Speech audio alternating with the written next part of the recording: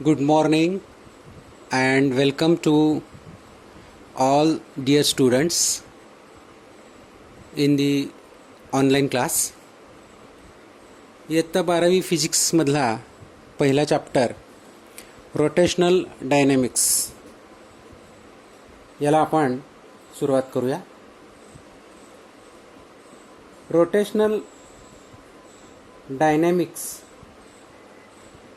या संदर्भात 11वीमध्ये motion in A plane या चॅप्टरमध्ये थोडासा भाग तुम्हाला झालेला आहे.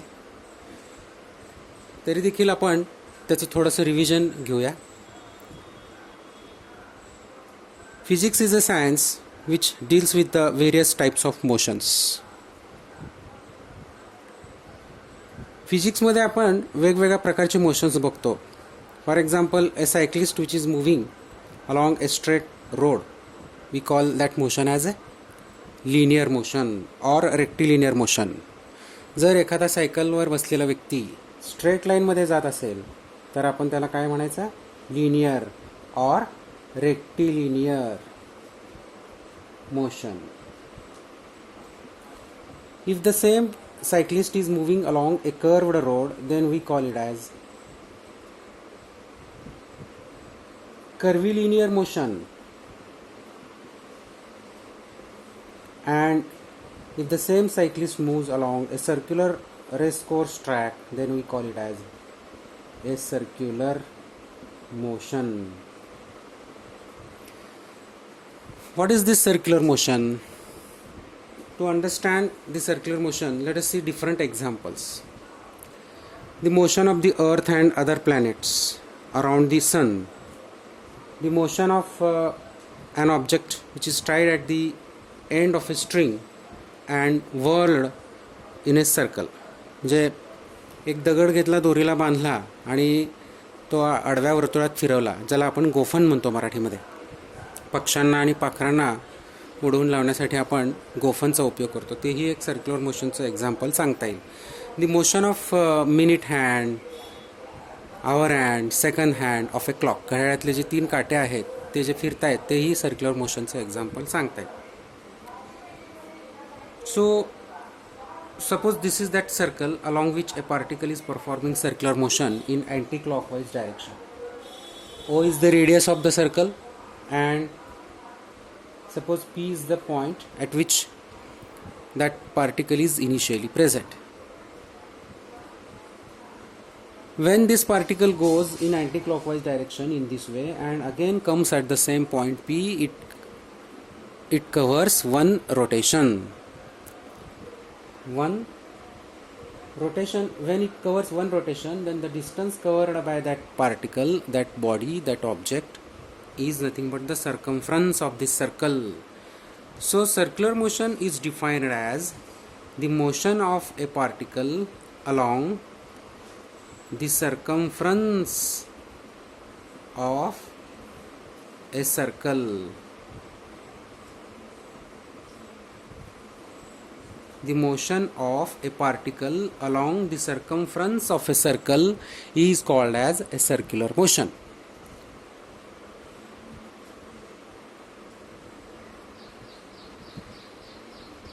To understand this circular motion in a better way, let us define one physical quantity, that is radius vector.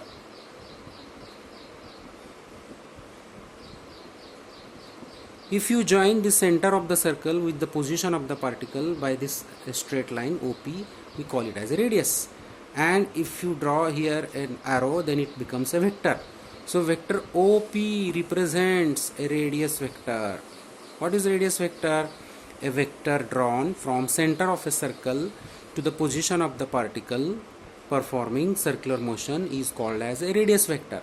This radius vector is having constant magnitude and that is equals to radius of the circle, and the direction of this radius vector is always away from the center of the circle. When the particle is at this point P, direction is in this way, that is away from the center. If the particle is at this point, suppose here at this point, then the direction of that radius vector is in this way, means again away from the center, means magnitude of this radius vector is constant and direction is always away from center of the circle. By using this radius vector, let us see three different definitions which are very important for understanding this rotational dynamics. The first one is angular displacement. All these physical quantities, they are related with circular motion. In linear motion, we have seen linear velocity, linear displacement. That linear displacement is denoted by symbol S. Linear displacement is a vector quantity. The distance covered by an object or particle from one point to another point in a definite direction, in a given direction, is called linear displacement, vector S. Its SI unit is meter. Similarly, in circular motion, the new physical quantity is angular displacement, and it is denoted by symbol theta or delta theta, and it is again a vector quantity. What is this angular displacement? Suppose this is the initial position of the particle at point P. After certain time delta t, this particle moves in the forward direction, and suppose it goes here at point Q. So this radius vector, which is initially at this position, it goes here at this position, vector OQ. This angle which is traced by this radius vector is suppose delta theta, and this angle is called as angular displacement. So what is angular displacement? Angle traced by a radius vector in a given interval of time is called as angular displacement, that is vector delta theta. Its SI unit is radian because it is an angle, it is a plane angle, so SI unit is radian.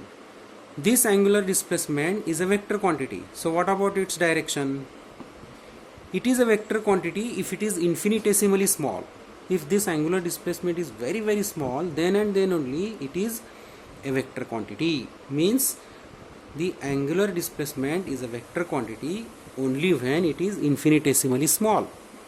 Direction of this angular displacement is given by right hand rule, and according to this right hand rule, you have to curl these four fingers in the sense of motion of that particle and stretch the thumb. Curl the fingers in the sense of motion and stretch the thumb. The curled fingers indicates the direction of motion of the particle, and the thumb which is stretched, it indicates the direction of that vector.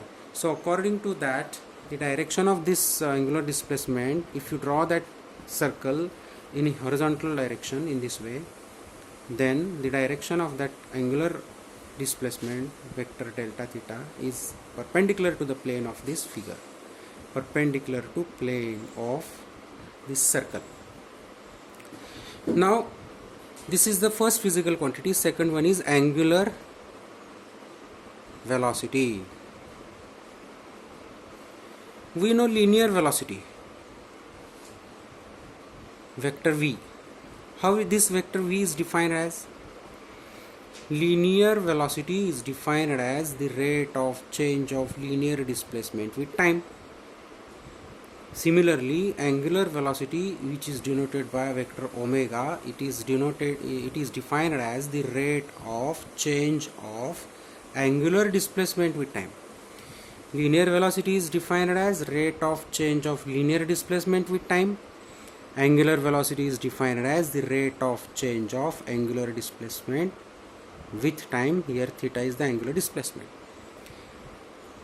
SI unit of this linear velocity is meter per second, and the SI unit of this angular velocity is radian per second. SI unit of angular displacement is radian, time is second, so radian per second. Direction of this angular velocity is again same as to that of this angular displacement, and it is denoted, it is measured by using right hand rule. Curl the fingers of right hand in the sense of motion of this particle and stretch the thumb. The stretched thumb gives the direction, and again the direction of this angular velocity is vector omega is in the same direction as that of angular displacement. Then next one is angular acceleration. We know linear acceleration, and it is denoted by vector A. How it is defined?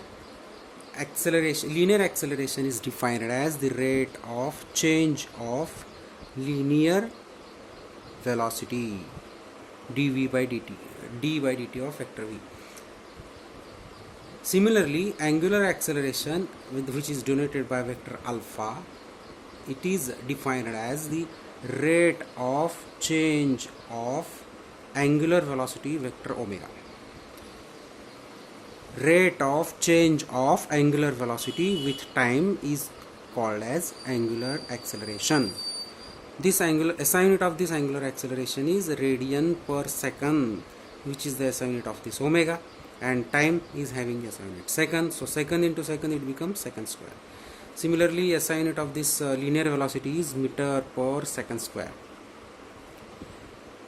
Now, direction of this angular acceleration. If this angular velocity omega goes on increasing, then the direction of this alpha is upward. When an electric fan, if you switch on, then the blades of the fan moves with increasing angular velocity, means omega is increasing. At that time alpha is in the upward direction. And secondly, if this angular velocity omega goes on decreasing, or if omega is decreasing, then the direction of alpha is in the downward way. If you switch on the switch off the electric fan, then angular velocity of that blades of the fan decreases with time, and in that case the angular acceleration is in the downward direction. So these are the three important physical quantities: angular displacement, angular velocity, angular acceleration, to study this rotational dynamics. ह्या तीन डेफिनेशन्सचा अभ्यास सगळ्यांनी करायचा आहे, आणि हा अभ्यास करत असताना linear displacement, linear velocity, linear acceleration हे लिनियर मोशनमधल्या या तीन फिजिकल क्वांटिटीज आणि सर्क्युलर मोशनमधल्या या तीन फिजिकल क्वांटिटीज यांचा कंपॅरेटिव्ह स्टडी जर तुम्ही केला तर तुम्हाला या तिन्ही फिजिकल क्वांटिटीज चांगल्या लक्षात येतील, आणि याच्यावरून आपल्याला पुढचा अभ्यास करायला सोपं जाईल. So thanks to all of you, and we will meet again tomorrow. Thank you.